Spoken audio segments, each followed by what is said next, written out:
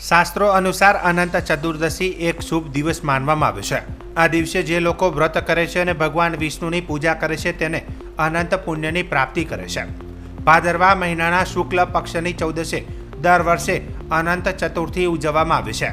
આ દિવસે ભગવાન ગણેશની મૂર્તિનું વિસર્જન પણ કરવામાં આવે છે। અનંત ચતુર્દશી આધ્યાત્મિક સાધના માટે એક મહત્વપૂર્ણ દિવસ છે। શાસ્ત્રો અનુસાર આ દિવસે પોતાનો અભ્યાસ શરૂ કરનાર વિદ્યાર્થી પોતાના વિષયનું ઊંડું જ્ઞાન પ્રાપ્ત કરે છે। ધનની ઈચ્છા રાખનારને સમૃદ્ધિ પ્રાપ્ત થાય છે અને ઈશ્વરીય નિકટતાની ઈચ્છા રાખનાર ભક્તોને અનંત ઈશ્વરીય ઉપસ્થિતિના આશીર્વાદ મળે છે। માન્યતા અનુસાર પોતાના વનવાસ વખતે પાંડવોએ દ્રૌપદીની સાથે પોતાના કષ્ટોને દૂર કરવા અને પોતાના ગુમાવેલા રાજ્ય અને સમૃદ્ધિને પુનઃ પ્રાપ્ત કરવા માટે અનંત વ્રતનું પાલન કરવાની સલાહ આપી હતી। માનવામાં આવે છે કે આ વ્રતનું પાલન કરનાર વ્યક્તિની ઈચ્છાઓ પૂરી થાય છે। આજે ધાનેરાની વિવિધ સોસાયટીઓ, પ્રગતિનગર તેમજ મંદિરોમાં અનંત દેવની પૂજા વાર્તા કરવામાં આવી હતી અને મોટી સંખ્યામાં ભક્તોએ અનંત સૂત્ર બાંધી વ્રત પૂજન સંભાળી હતી અને આરતીનો પણ લાહવો લીધો હતો।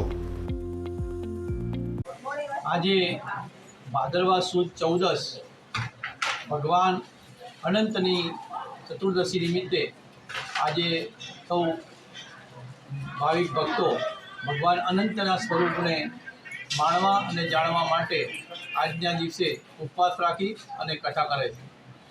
મહાભારત કાળમાં અર્જુનને ભગવાને વિશ્વરૂપ બતાવ્યું હતું। એ અનંત રૂપના ભગવાનની કૃપા સૌ ભક્તો ઉપર રહે એ હેતુથી આ અનંત ચતુર્દશી ઉજવવામાં આવે છે।